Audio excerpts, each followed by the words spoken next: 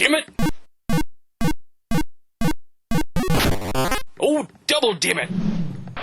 Welcome to 2-Bit Gaming. Today's topic, fixing the Sega Game Gear's LCD screen.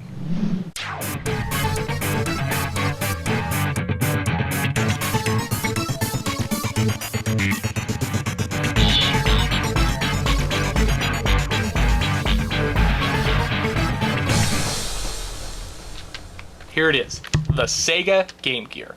In a previous video I showed how to easily replace the problematic audio capacitor. Since then, I've gotten a number of questions about the system's LCD screen. Back when this was first manufactured, there was a bad batch of capacitors throughout the entire electronic industry. Unfortunately for Sega fans, the Game Gear is full of capacitors that over time could fail. If you have to turn your Game Boy at an extreme angle to see anything, no matter how high you turn the contrast, sit back because I'm going to show you how to solve the problem. Just as a fair warning though, there is no easy fix for this. Soldering experience is required. For this maintenance job, you will need one towel or sheet so you don't scratch the Game Gear's screen, one security screwdriver, one Phillips screwdriver, one pair of pliers, several microfarad capacitors. You won't know what you need until you open the system up. I buy from mouser.com. A soldering iron and lead-free solder with flux. Also, it would be a good idea to wear rubber gloves so you don't transfer oils onto sensitive parts of the system. Disclaimer. By performing this repair, you risk accidentally damaging your Sega Game Gear. I am not responsible for any damage you may inadvertently cause to your system. I do not guarantee that this repair will fix your console, as there may be many causes of video failure. Soldering electronics is always a risky enterprise. If you don't have much experience doing it, have a friend do it for you. Soldering irons are very hot and should be handled with extreme care. By continuing to do this tutorial, you agree to do this repair at your own risk. Alright, take apart your Game Gear. If you need help, watch my Game Gear audio fix video. In it, I take the whole thing apart. Once opened, you'll see the internal parts. There are at least 2 models of the Game Gear that I know of, and a few variations of those. The one I have, and will demo here, is the 2 ASIC chip model. The other newer one has a single ASIC chip.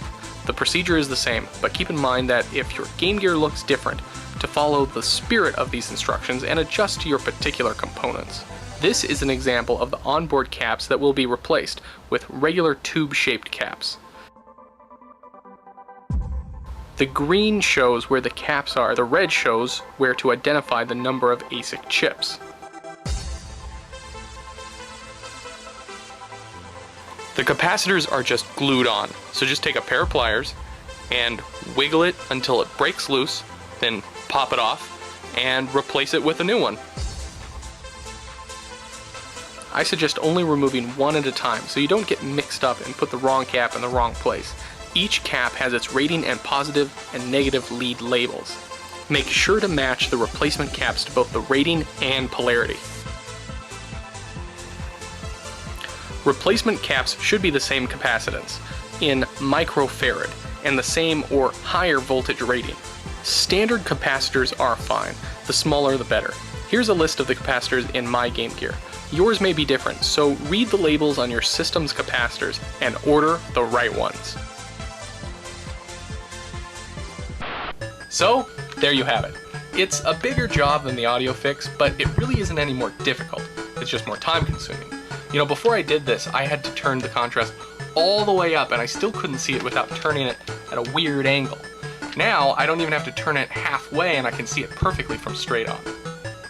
Oh, and by the way, I'm still going to be doing a Game Boy Alternatives video for this, but it'll be sometime in the future. Now it's time for Kane's 2 Bits! 1. If you can't find the exact same capacitors, don't worry. A slightly higher voltage rating is just fine. It's still important to get the right microfarad though. 2. The Game Gear is getting pretty old, and the warranty is long gone. It's up to you to maintain it for posterity.